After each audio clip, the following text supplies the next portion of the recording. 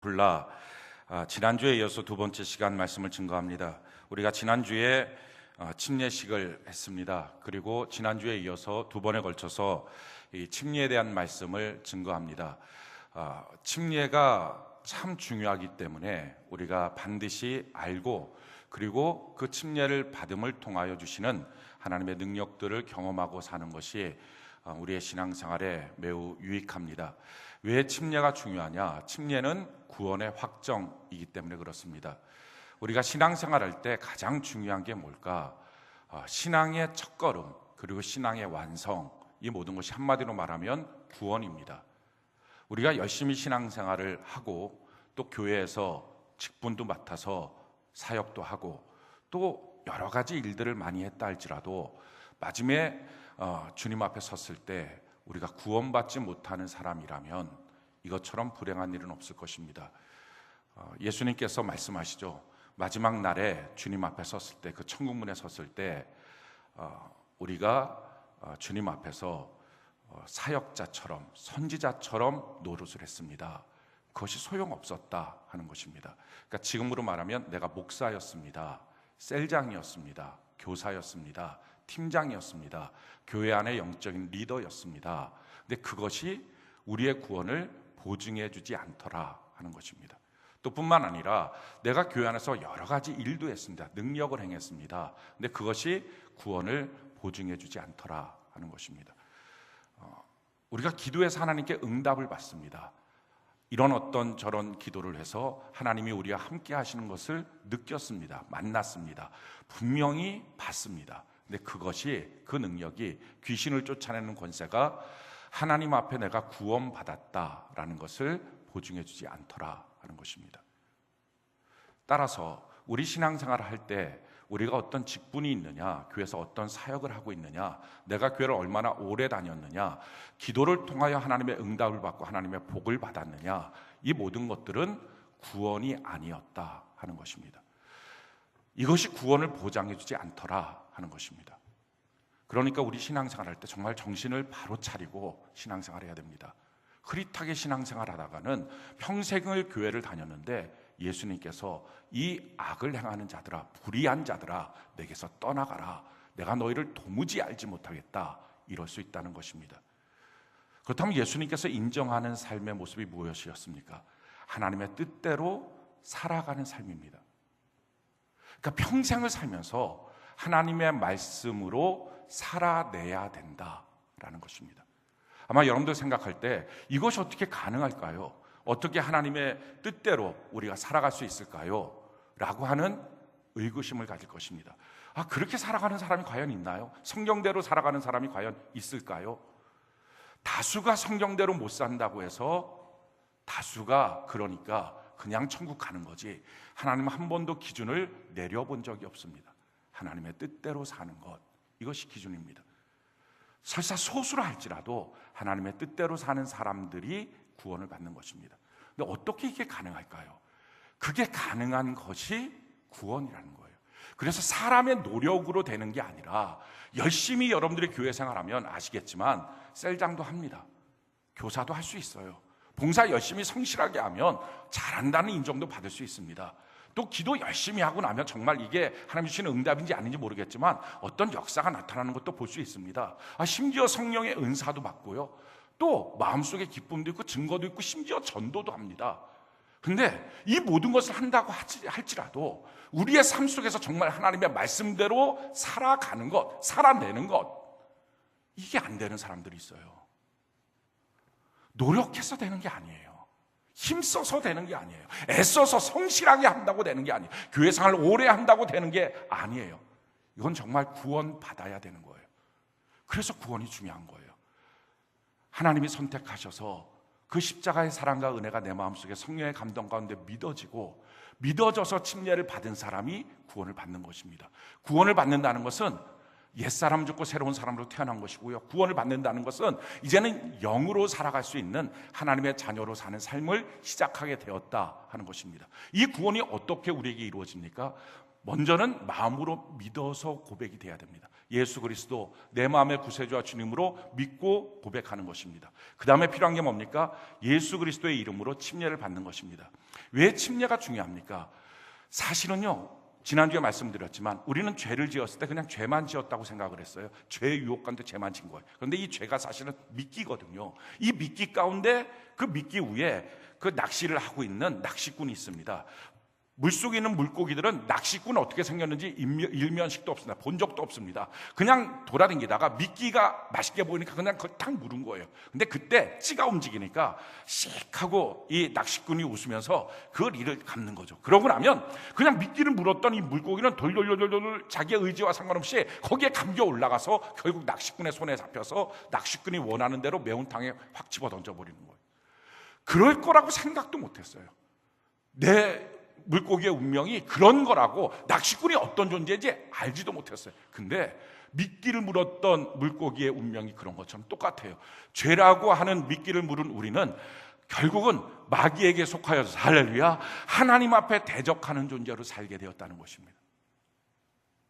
그게 우리의 모습이에요.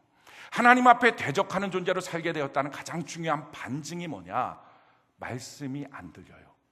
말씀이 안 믿어져요. 말씀대로 순종이 안 돼요. 이거예요. 지금 우리가 살고 있는 이 땅은 어떤 땅입니까? 하나님이 창조하신 태초에 만드신 그 땅 그대로예요. 한 번도 변화된 적이 없어요. 해, 달, 다 하나님이 창조하신 그대로예요. 하늘에 나는 새들, 바닷속에 있는 물고기들 하나도 변질 없이 하나님이 말씀하시고 창조하셨던 창세기 1장 1절에서부터 나와 있던 그 1장 전체의 그 사건 그대로가 지금도 우리가 살고 있는 이 땅입니다. 한 번도 바뀌어진 적이 없는 땅이에요. 이 땅 가운데 창조주 하나님의 명령을 다 듣고 순종하거든요. 해는 해대로, 달은 달대로 궁창에 있으라 하는 명령 그대로 듣고 궁창에 있습니다. 바다에서 헤엄쳐라, 충만하라, 그 말씀 그대로 바다에서 물고기가 헤엄을 칩니다. 하늘을 나르라 하는 말씀대로 새들은 하늘을 날고 있습니다. 다 하나님의 창조주의 명령을 따라서 그 명령대로 살고 있습니다. 근데 유일하게 사람만 창조주의 음성을 듣지도 못하고 알지도 못하고 믿지도 못하고 그대로 순종하지도 못합니다. 왜 그렇습니까? 왜 나머지는 다 하는데 사람만 안 될까요? 이유는 이 사람이 죄를 범한 거예요. 죄를 범했더니 그 죄를 범하고 끝난 게 아니라 그게 마귀에게 속한 겁니다. 마귀에게 속하니까 마귀와 함께 하나님을 향하여 대적하고 하나님의 뜻을 알지도 못하고 믿지도 못하는 존재로 바뀌어진 거예요. 그러니까 죄 속에 있는 사람은 하나님의 말씀을 듣지도 못하고 믿지도 못하고 순종도 안 됩니다. 우리가 하나님의 말씀을 듣지 못하는 이유, 믿지 못하는 이유, 그 말씀대로 살 수 있는 용기도 힘도 능력도 없는 이유, 그것은 내가 하나님께 속한 자가 아니라 마귀에게 속했다라고 하는 증거입니다. 근데 이 사람이 어느 날 성령의 감동 가운데 예수가 믿어져요. 그리고 믿어지는 사람이 침례를 받아요. 그럼 나타나는 현상이 뭡니까? 물과 성령으로 거듭나는 것처럼 말씀과 성령으로 어느 날부터 말씀이 들려요. 그냥 목사님 설교인 줄 알았는데 그게 아닌 거예요. 하나님의 말씀이 들려요. 하나님의 말씀이 믿어져요. 그리고 하나님의 말씀대로 순종하고 싶어지고요, 순종할 능력을 성령께 구하기 시작해요. 이게 달라진 거예요. 근데 이 사람이, 이 구원의 길을 걸어가던 이 사람이 어느 날부턴가 다시 죄 속에 빠져들어요. 그럼 나타나는 현상이 뭡니까? 또 말씀이 안 들려요. 듣고 싶지 않아요. 믿어지지 않아요. 순종이 안 돼요. 그게 믿음이 병든 거고요, 구원이 위험해진 거예요. 우리 신앙생활 할 때 이처럼 우리가 예수 그리스도 안에서 구원받았다라고 하는 것은요, 말씀이 들려주고 믿어져서 순종할 수 있기 때문에 하나님의 말씀대로 살 수 있게 된다고요. 살아낼 수 있는 사람으로 바뀌어지는 거예요. 이게 구원의 힘이에요. 이게 구원의 능력이에요. 그래서 구원받지 않은 사람은 그가 누구든지 아무리 박사라도, 아무리 똑똑하고 아무리 의지력이 강해도 하나님의 말씀을 믿을 수도 없고 알 수도 없고 순종도 안 되는 겁니다. 여러분들이 교회 나와서 예배를 드립니다. 근데 교회 나와서 예배를 드릴 때 종교인으로 있던 사람이 예수 그리스도를 믿음으로 신앙인으로 바뀝니다. 이 바뀌는 이 순간이 어떤 순간이냐? 종교인으로 교회를 나올 수 있어요. 평생 교회를 나올 수 있어요. 평생 교회를 나와서 열심으로 교회를 나오니까 직분도 줘요. 장로도 됐어요. 그래갖고 막 교회 안에서 어떤 리더가 됐어요. 영적 리더도 됐어요. 아는 게 많으니까, 많이 들었으니까 그걸 많이 해요. 그럼에도 불구하고 자기 고집 하나 못 꺾어요. 자기 정욕 하나 못 꺾어요. 자기의 죄 하나 일어나는 거 돌이켜서 하나님 앞에 회개하면 될 걸, 그걸 못 해요. 계속 자기 생각에 사로잡혀 살아요. 이유가 뭡니까? 말씀이 안 들려요. 자기 생각에 꽉 갇혀서 말씀이 안 믿어지고 순종이 안 돼요. 그랬던 그 사람이, 그래서 예배를 드리긴 하는데, 그래서 예배 어느 때 감동을 받고 막 눈물도 흘려요. 근데 그것은 자기 서름에 울 수도 있고요.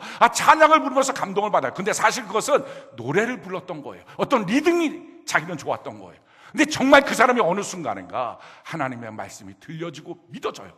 그리고 찬송이 리듬이 아니라 거기 있는 가사가 자기의 신앙의 고백이 돼요. 내 마음을 주님 앞에 토해놓는 게 돼요. 그래서 하나님 앞에 기쁨으로 찬양하고 눈물로 찬양하고 달라져요.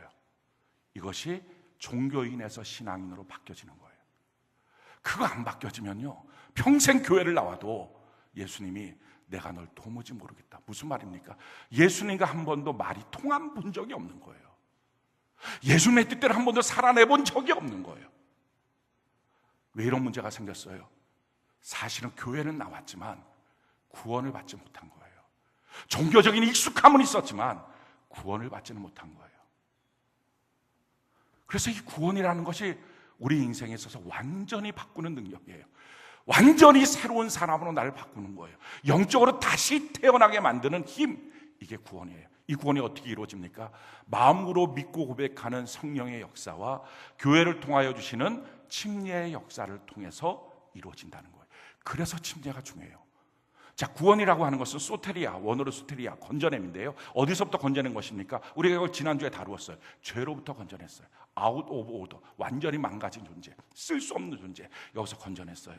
건져내서 건져낸 걸로 끝난 게 아니라 거기서 우리를 어떤 존재로 만드시는 거죠. 이게 구원 전체에 대한 조감도예요. 그럼 무엇으로, 어떤 존재로 우리를 만들어 가시느냐, 그 내용을 오늘 우리가 다룰 것입니다. 성경을 보면 우리가 구원을 받아서 예수 그리스도의 구원을 받음으로 말미암아 완전히 우리의 존재가 예전과는 달라지는 거예요. 그 달라지는 내용이 5가지입니다. 제일 첫 번째, 뭐가 달라지느냐? 정죄함이 없어지는 거예요. 성경이 이렇게 우리에게 말합니다. 로마서 8장 1절로 2절 우리 같이 한번 한 목소리 한번 읽어봅시다. 시작.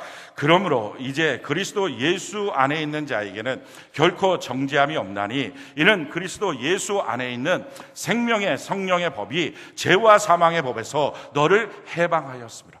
여러분, 죄와 사망이라는 것이 법이라고요. 관념이 아니에요. 그냥 어떤 습관, 그 정도가 아니고요. 그게 법이에요. 우리 끌고, 내가 진짜 원하지 않는데 나를 끌고 그렇게 만들어버려요. 우리 가정을 그렇게 엉망진창으로 만들어버려요. 이게 죄와 사망의 법이라는 거예요. 얼마 전에 저희 큰누님이 이쪽에 오셨다가 이제 다시 집으로 돌아가는데 밤중에라서 이제 차를 안 갖고 오셔갖고 택시를 타고 가셨어요. 그 카카오 택시 이제 불러갖고 택시를 타고 가시는데 나중에 와서 이제 말씀을 하시더라고요. 그 택시 운전사가 뭐 이런저런 얘기를 하다가 이제 복음을 증거하니까 그분이 제가 너무 기구한 운명입니다. 이런 얘기를 하더라고요. 이게 뭐가 그렇게 기구합니까? 제 말 한번 들어보시겠습니까? 하고 얘기가 시작이 된 거예요. 그 사람이 한국전력 한전에 다녔던 사람인데 자기 결혼할 약혼녀가 있었어요. 근데 그 결혼할 약혼녀가 있었는데 어느 지역으로 자기가 출장을 가서 보니까 너무 예쁜 여자가 있는 거예요. 여기서부터 꼬였죠, 인생이. 너무 예쁜 여자가 있는 거예요. 그래서 이 여자랑 너무 마음에 들어갔고 자기가 결혼해야 될 그 약혼녀하고 파혼을 했어요. 그리고 이 여자랑 결혼을 했어요. 너무 예쁘고 너무 좋은 거예요. 결혼을 하고 났는데 보니까 이 여자의 어머니가 무당이에요. 근데 이 남자는 교회를 다녔던 사람이에요. 근데 무당이면 어떠냐? 뭐 딸이 무당이 아닌데 뭐 그렇게 너무 예쁘니까 예쁜 게 다 용서된 거예요. 그래갖고 그냥 결혼을 한 거예요. 그게 결혼을 해갖고 야, 이게 행복인가 보다. 내 인생에 어떻게 이런 행복이 있을까? 그 행복을 누리고 있던 어느 순간쯤에 딸을 하나 낳았어요. 너무 예쁜 딸이에요. 엄마를 닮은 딸인데 너무 예쁜 딸인데 그 딸을 낳는데 얼마 안 있다가 이 아내가 같이 교회를 다녔다는 거죠. 그래서 교회에서 같이 집사 임명도 받았다는 거예요. 근데 이 아내가 자기 엄마에게 왔던 신이 내린 거예요. 근데 그걸 받기를 싫어서 막 안간힘 쓰고, 우리가 여기서 알 수 있어요. 귀신은 아주 그냥 못된 놈이에요. 그거 받기 싫은 놈이에요. 근데 우리 성령님은 받기 싫어서 이런 거 없어요. 우리 사모하는 거예요. 할렐루야. 그러니까 성령 하나님을 사모해서 산다는 것이 얼마나 귀한 일인지 몰라요. 근데 받기 싫은데 그놈이 기어코 들어오려 하니까 계속 그러다가 이 아내가 정신 착란이 일어났어요. 집을 가출했어요. 어디에 있는지 아내를 찾을 길이 없어요. 그거 어떻게 살아요? 딸이 어린 딸만 하나 있고, 근데 어쩔 수 없이 그러니까 이 어린 딸을 키워야 되니까 찾다가 못 찾으니까 키워야 되니까 이 어린 딸을 위해서 회사를 퇴직을 했어요. 낮에 딸이랑 같이 있어야 되고 딸이 잘 때 자기가 좀 다녀야 되니까 그 딸을 재우고, 그리고 밤중에 할 수 있는 일을 찾다가 택시 운전을 그 사람이 하기 시작한 거예요. 근데 그 택시 운전을 하다가 이 딸을 막 키우면서 이제 집도 조금씩 불려나가고, 그래갖고 아파트 조그만한 것도 사고 다시 안정이 됐어요. 너무 좋은 거죠. 다시 안정이 됐어요. 근데 이 딸이 너무 예쁜 딸인데 대학교를 졸업하고 취직을 하려고 하는데 그 엄마에게 왔던 신이 또 온 거예요. 근데 이때는 아빠가 덜컥 겁이 난 거예요. 또 그렇게 거절하다가 정신 착란이 일어나서 가출할까 봐 차라리 받아라. 그래서 자기 딸이 무당이 됐대요. 그때 저희 누나가 예수 똑바로 믿어야지, 교회만 나가면 뭐 할 거냐고, 정신 안 차리고 어떻게 그렇게 교회 다니고 집사했냐고. 여러분, 죄와 사망의 법이에요. 법. 한 집안을 송두리째 망가뜨리는 거예요. 그렇게 하고 싶지 않은데 그렇게 끌고 가버리는 거예요. 이게 우리가 전에 살았던 법칙이었어요. 근데 예수 믿고 구원을 받잖아요. 그럼 바뀌어요. 뭘로 바뀌어져요? 생명의 성령의 법이 우리 가운데 있어요. 할렐루야. 더 강력한 법이 우리를 이끌고 가는 거예요. 그래서 주님 앞에 온전하게 서서 살아갈 수 있는 능력이 생기기 시작한 거예요. 이게 예수 믿고 구원받고 난 삶의 능력입니다. 교회만 다니지 말고 예배만 드리지 말고 집사의 명 받고 그걸로 끝나지 말고 정말 예수 제대로 믿어야 된다고요. 구원 받아야 된다고요. 그리고 구원의 삶을 상실하지 말고 살아야 된다고요. 하나님과 멀어지지 말고 끊임없이 하나님 앞에 걸어가야 된다고요. 그 말씀대로 살아내야 된다고요. 생명의 성령의 법이 우리 가운데 있다. 이 사실이 우리가 알고 고백하는 것이 중요합니다. 두 번째, 예수 믿고 구원받으면 우리의 인생을 어떻게 바꿔주시느냐? 하나님의 아들과 딸로 만들어주세요. 성경이 우리에게 이렇게 말합니다. 로마서 8장 15절 우리 같이 한번 읽어볼까요? 시작. 너희는 다시 무소하는 종의 영을 받지 아니하고 양자의 영을 받았으므로 우리가 아빠 아버지라고 부르짖느니라. 여러분, 이 사실이 너무 중요합니다. 종이 아니라 아들 딸이 되었다라고 하는 거예요. 종도 주인이 사랑할 수 있어요. 그런데 아무리 사랑을 해도요, 종은 불안해요. 왜냐하면 어느 날 이 주인이 마음이 바뀌어지면 그냥 종이에요. 너 나가. 그럼 나가는 거예요. 근데 아들, 딸은요, 아니에요. 이게 뭐 다른 애들보다 훨씬 탁월하고 예뻐서가 아니라 그냥 지 아들, 딸이니까 사랑하는 거예요. 그러다가 어느 날 말썽을 펴요. 그럼 어떡합니까? 나가! 이놈아! 그래갖고 나가면 더 맞아요. 왜 나갔냐고. 이게 지금 부모님 속색이냐고. 이게 더 맞는 거예요. 그러니까 이게 다른 거예요. 우리는 하나님의 아들과 딸이 된 줄로 믿습니다. 이게 어떻게 얻어진 거예요? 구원을 통해서 얻어진 놀라운 축복이에요. 이 구원을 통해서 이 축복을 받으니까 우리가 뭐가 됐어요? 아들과 딸이 되니까 상속자가 됐어요. 성경이 이것을 우리에게 이렇게 말합니다. 로마서 8장 17절 같이 한번 읽어볼까요? 시작. 자녀이며 또한 상속자 곧 하나님의 상속자요 그리스도 안에 함께 한 상속자니 우리가 그와 함께 영광을 받기 위하여 고난도 함께 받아야 할 것이다. 아멘. 하나님의 상속자가 됐다. 하나님의 유산을 받을 수 있는 사람이 됐어요. 그 유산이 뭐예요? 이게 성경이에요. 저희 여러분들이 성경을 읽고 성경대로 살고 하나님의 말씀을 믿고 선포하는 은혜가 있기를 바랍니다. 이런 놀라운 은혜를 누리게 된 거예요. 그냥 하나님의 아들과 딸이 되니까 이 땅을 사는데 자신 있게 사는 거예요. 두려움이 없는 거예요.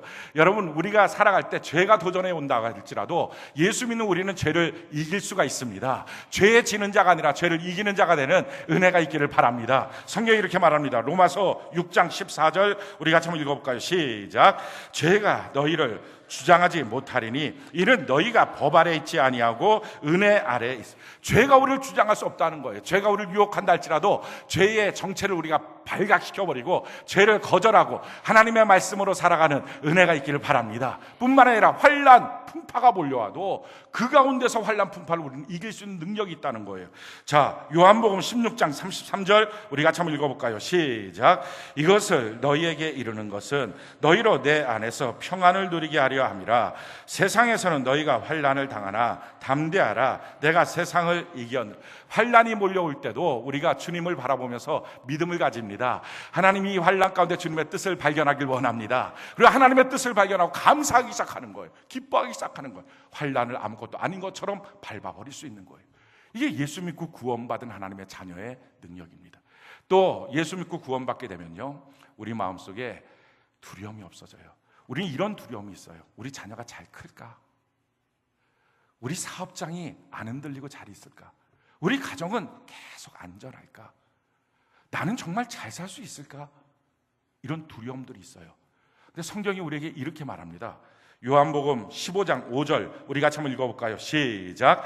나는 포도나무요 너희는 가지라. 그가 내 안에 내가 그 안에 거하면 사람이 열매를 많이 맺나니 나를 떠나서는 너희가 아무것도 할 수 없어. 예수 안에만 있으면 열매가 풍성하게 맺혀지게 될 줄로 믿습니다.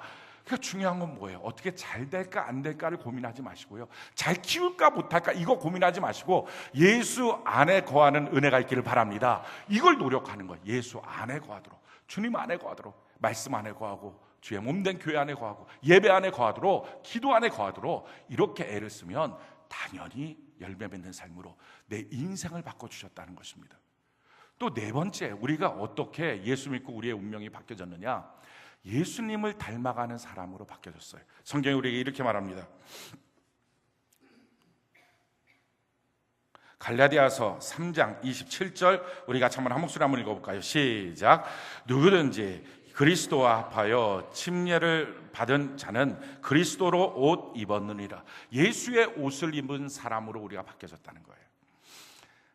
예수 닮은 사람으로 바뀌어지는 거예요. 그래서 교회 생활 오래 하면, 예수 믿고 교회 생활을 오래 하잖아요. 그러면 자기 자신이 자꾸 없어져요. 자기의 고집도 기질도 생각도 자꾸 없어져요. 예수님의 말씀이 그를 주장해요. 예수님의 말씀이 그를 변화시켜요. 이것이 예수 믿고 구원받은 사람들의 놀라운 특징이에요. 예수 안에서 이렇게 예수님을 닮아가는 사람으로 바뀌어지는 것입니다. 다섯 번째, 우리에게 어떤 은혜와 축복을 주시느냐? 우리 고린도전서 12장 13절 우리 같이 한번 읽어볼까요? 자, 시작. 우리가 유대인이나 헬라인이나 종이나 자유인이나 다 한 성령으로 침례를 받아 한 몸이 되었고 또 다 한 성령을 마시게 하셨다. 예수 그리스도 안에서 침례를 받고 구원을 받음으로 교회 공동체 전체가 한 몸으로 보여지는 눈이 열려지는 거예요. 전에 우리가 어떻게 살았습니까? 우리는요, 나부터예요. 나 먼저예요. 그래서 항상 내 문제가 커요. 나한테 뭘 해주느냐, 이게 제일 중요해요. 그래서 이걸로 그냥 똘똘똘 뭉쳐있는 이기적인 모습, 개인적인 모습이에요. 근데 예수 믿고 구원을 받잖아요. 그러면 눈이 열려요. 예수님이 함께 하시는구나. 우리가 한 형제구나, 한 몸이구나. 그래서 어떻게 바뀌어지냐면은 기쁨이, 내게 주어진 기쁨이 제일 기쁨이었어요. 나한테 좋은 일이 생기는 게 기쁨이었어요. 근데 예수 믿고 구원받고 눈이 열려지면 내게 주어지는 것들은 아주 사소한 기쁨이에요. 진짜 기쁨은 다른 형제 자매들이에요. 형제 자매들의 모습을 보면서 그게 너무 기뻐요. 너무 감사해요. 이야, 그렇구나, 너무 좋구나, 이게 느껴져요. 그 자랑이 자기 자랑이 아니라요, 형제 자매들의 내용들이 자기 막 말하는 자랑이에요. 그냥 자기 얘기하지 못하고 막 견디지 못하는 아주 이기적인 개인적인 자기의 모습인데 이게 바뀌어지는 거예요. 성경이 우리에게 이렇게 말합니다. 데살로니가전서 2장 19절로 20절 우리 같이 한번 읽어볼까요? 시작. 우리의 소망이나 기쁨이나 자랑의 멸관이 무엇이냐? 그가 강림하실 때에 우리 주 예수 앞에 너희가 아니냐? 너희는 우리의 영광이요 기쁨. 너희가 우리의 자랑이고 너희가 우리의 기쁨이야. 이렇게 눈이 바뀌어지는 거예요. 이런 사람이 되는 거예요. 이게 사실은 눈이 열려야 돼요. 근데 예수 믿고 구원을 받으면 이 눈이 열려지는 거예요. 눈이 달라지는 거예요. 그래서 주의 몸된 교회와 함께 하신 예수님이 보이고요, 그 교회 안의 지체들이 한 형제 자매다, 이게 보여지기 시작해요. 눈이 열려지는 거예요.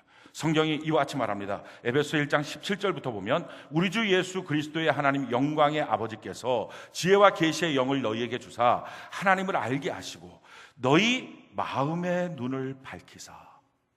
하나님을 알게 되면, 구원받고 나면 마음의 눈이 밝혀져요. 열려져요.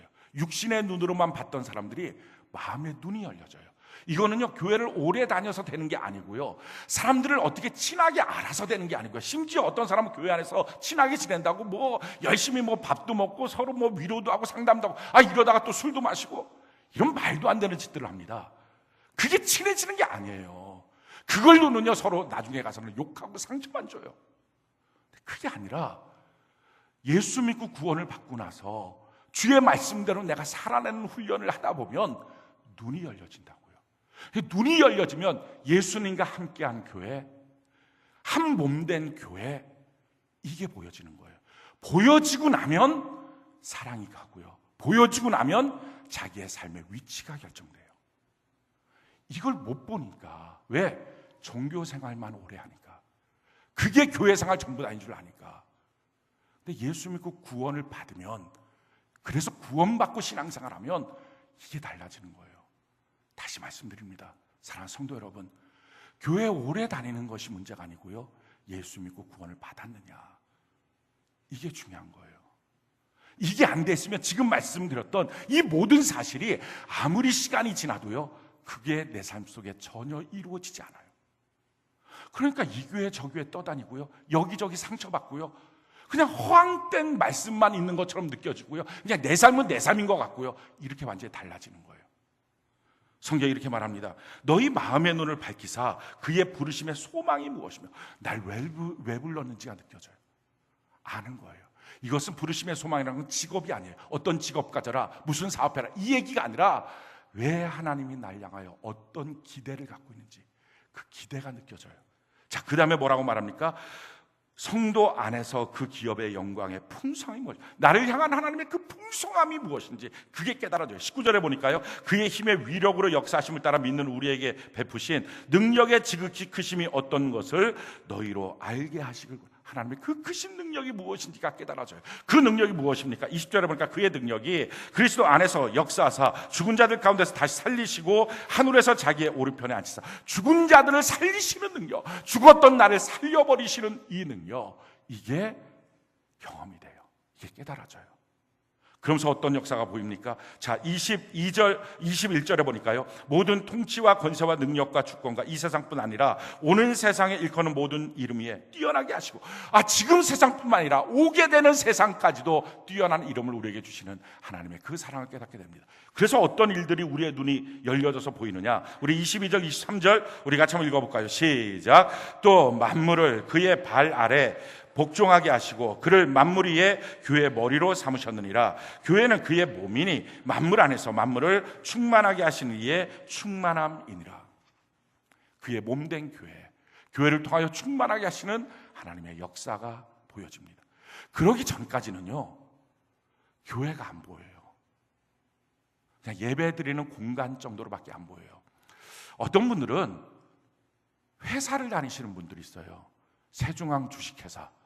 오늘 만약에 여러분들이 이 세중앙 주식회사를 다니는 분들이 있으면, 그래서 자기가 열심히 하는 것은 주권, 주식 몇 개 산 것, 내가 이 교회에 지분이 있지, 이런 엉뚱한 생각들을 하지 마시고 오늘 세중앙 교회를 다니시는 은혜가 있기를 바랍니다. 이게 차이가 뭐냐, 이런 거예요. 여러분, 주식회사를 다니는 사람들, 직원들은 어떻게 할까요? 직원들이 야유회를 가요? 그럼 야유회 가서 어떻게 합니까?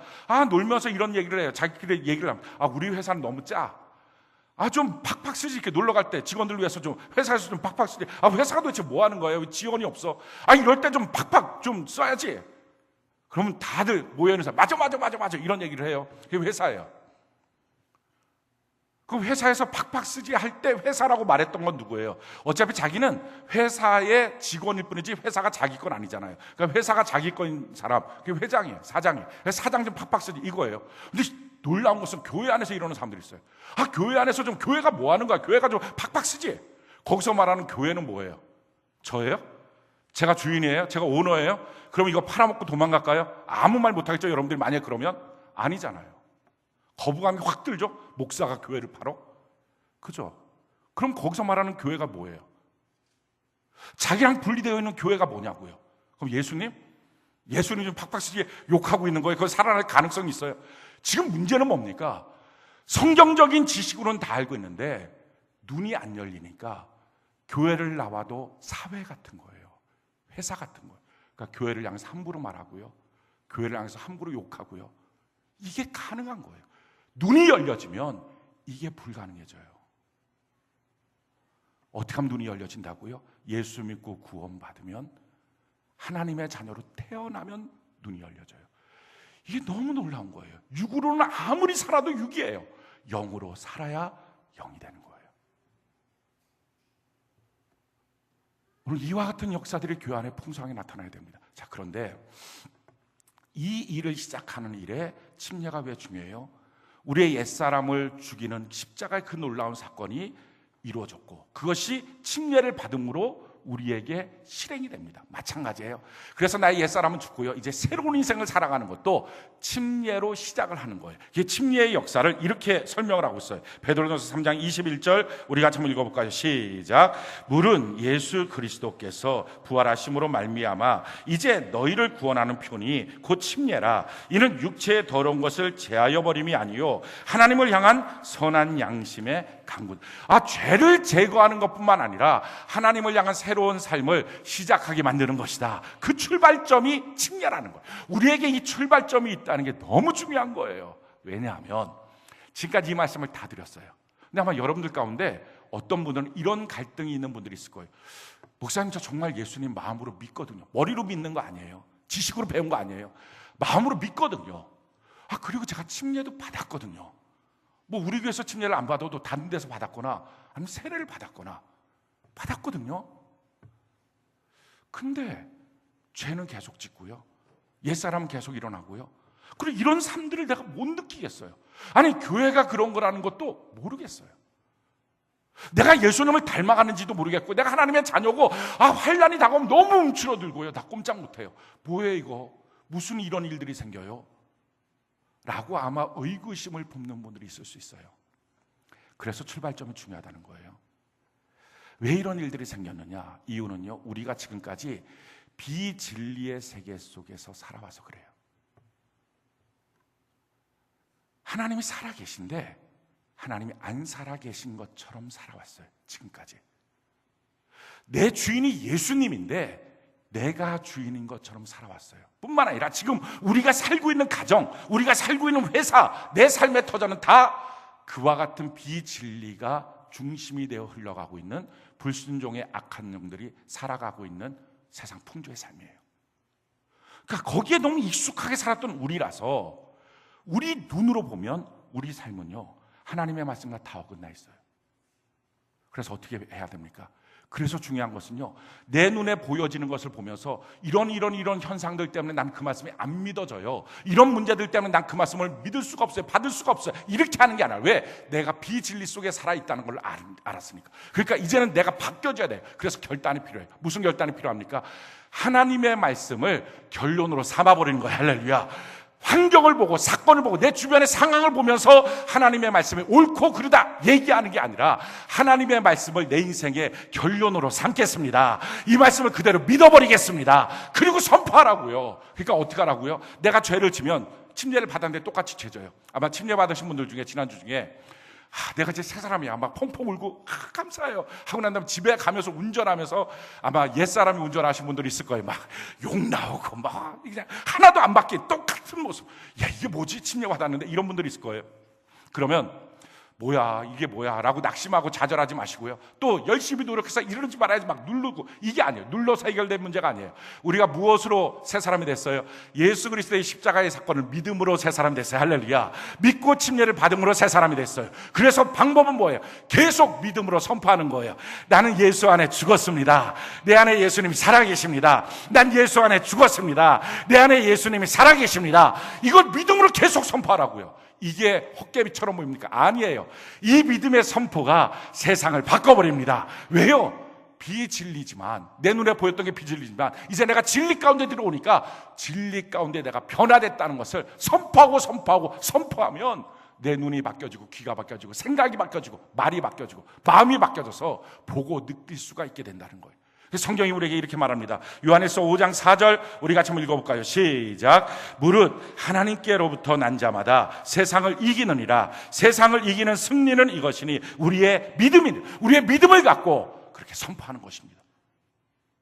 그래서 성경이 우리에게 이렇게 말해요. 침례를 받고 난 다음에, 로마서 6장에 침례를 받고 난 다음에 우리가 어떻게 살 것이냐의 삶을 두 가지로 말씀하시는 거예요. 제일 첫 번째 말씀이 로마서 6장 11절 우리 같이 한번 읽어볼까요? 시작.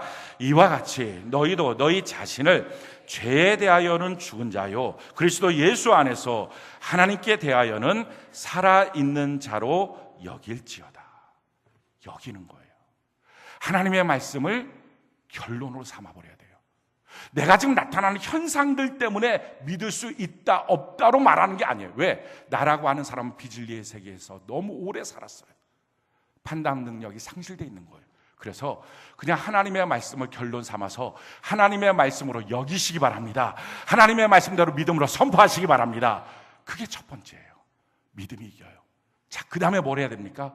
우리의 삶을 하나님께 드리기 시작을 해야 돼요. 성경이 이렇게 말합니다. 로마서 6장 12절 13절 우리 같이 한번 소리 읽어봅시다. 시작. 그러므로 너희는 죄가 너희 죽을 몸을 지배하지 못하게 하여 몸의 사욕에 순종하지 말고 또한 너희 지체를 불의의 무기로 죄에게 내주지 말고 오직 너희 자신을 죽은 자 가운데서 다시 살아난 자 같이 하나님께 드리며 너희 지체를 의의 무기로 하나님께 드리라.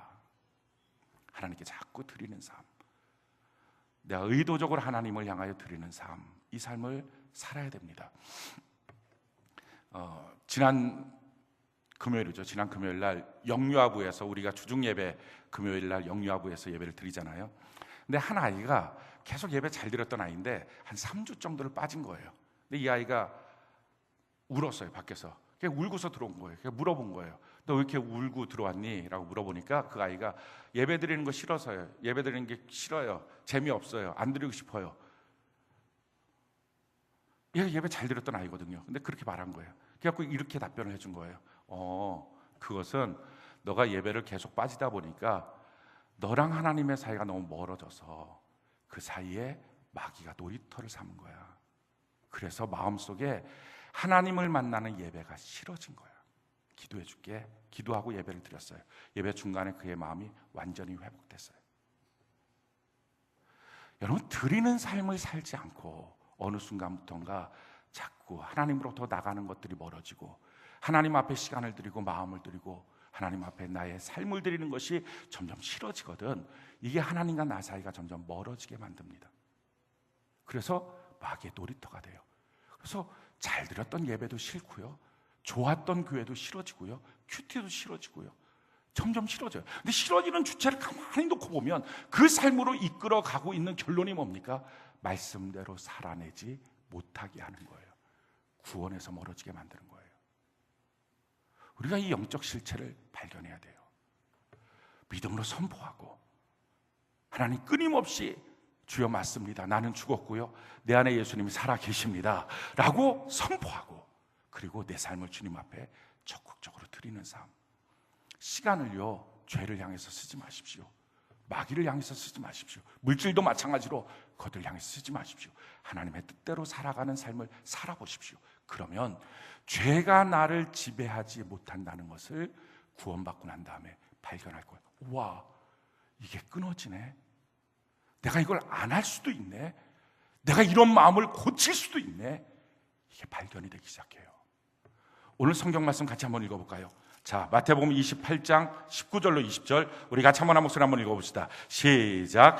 그러므로 너희는 가서 모든 민족을 제자로 삼아 아버지와 아들과 성령의 이름으로 침례를 베풀고 내가 너희에게 분부한 모든 것을 가르쳐 지키게 하라. 볼지어다 내가 세상 끝날까지 너희와 항상 함께 있으리라 하시니라. 세 가지 말씀하시는데, 제일 첫 번째, 제자로 삼아라. 이 제자로 삼으라는 말의 뜻은요, 소속을 분명히 하라는 것입니다. 제자는 자기의 스승이 누군지를 알아요. 우리가 분명한 소속을 갖는 것, 우리는 하나님의 자녀인 줄로 믿습니다. 예수 그리스도에게 속해 있는 줄로 믿습니다. 이 소속을 분명히 하고요, 그리고 침례를 받아야 된다. 예수 그리스도를 나의 개인의 구세주와 주님으로 믿고 고백하고 침례를 받음으로 영적인 삶, 구원의 삶, 하나님의 자녀된 삶의 시작을 하라는 것입니다. 근데 그 시작을 하면서 걸어갈 때 자꾸 옛사람이 나오거든. 그 옛사람 때문에 어쩔 수 없다고, 나는 이런 인생이라고 지지 말고 선포하라는 거예요. 여기라는 거예요. 환경을 보고 믿음을 흔들리지 말고, 환경을 보고 하나님의 말씀을 던져버리지 말고, 그 환경과 상관없이 하나님의 말씀을 결론을 삼아버리라는 거예요. 하나님의 말씀은 나는 죽었습니다. 예수님이 내 안에 살아 계십니다. 내가 사는 것은 예수를 믿는 믿음으로 사는 것입니다. 선포하다 보면 놀라운 일이 생겨요. 정말 죄를 이기고요, 믿음으로 살아가기 시작한다는 거예요. 자, 그러면서 뭐라고 말하죠? 20절에 보니까 내가 너에게 분부한 모든 것을 가르쳐 지키는 삶을 살아라 라는 것입니다. 거저되지 않아요. 물론 구원받지 않고 노력하는 것은 의미가 없습니다. 예수 믿고 구원을 받아서 하나님의 자녀로 태어났다면 이제부터가 중요해요. 이제부터 가만히 있는데 하나님이 저절로 알아서 나에게 은혜 주고 알아서 나에게 뭐 주고, 그거 아닙니다. 3대 착각은 이거예요. 하나님 나의 행위로 되는 게 아니라 주님의 은혜로 될 것을 믿습니다 라고 말하면서 그 말의 뜻은 난 아무것도 하고 싶지 않습니다, 하나님이 알아서 해주세요, 그 말이 아니고요. 내가 주님 앞에서 무엇이든 최고를 선택하고 최고로 합니다. 그렇게 달려가는 거예요. 그래서 정말 내가 애쓰고 노력해서 한 것 같은데, 그러다가 어느 날 문득 뒤를 돌아보니까요, 내가 한 게 아니라 하나님이 하게 하셨구나, 하나님의 은혜였구나, 그렇게 고백되는 게 은혜예요. 그게 아니라 그냥 알아서 다 했어요, 나는 가만히 있을래요. 이 사람은요, 되지도 않을 뿐만 아니라 그래서 어쩌다 뭐하나 하면 그거 평생에 자기가 이거 했다고 자랑하는 일에 힘쓰고 다닙니다. 그건 은혜가 아니에요.